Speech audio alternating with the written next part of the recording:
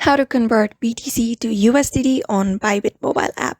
Hello everybody, welcome back to another video. In this video, we're gonna learn how we can convert the BTC to USDT on Bybit mobile application. Without any further delay, let's begin with the video. But before beginning, I want you to make sure to hit the like, share, and subscribe icon. So in order to convert the BTC to USDT on Bybit mobile app, first of all, launch the application. After launching the application, you will be able to see this kind of interface on your screen. So after that, in order to convert it, you just need to tap on assets tab on the below. At the bottom, you can see the assets tab at the very last.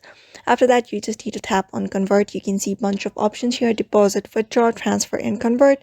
I just want you to tap on convert in order to convert it. So by default, you can see BTC and USDT convert, so we don't need to choose anything. But in case there is not, we just need to tap on this drop down option. After that, you may just select BTC on the up and USDT on the bottom.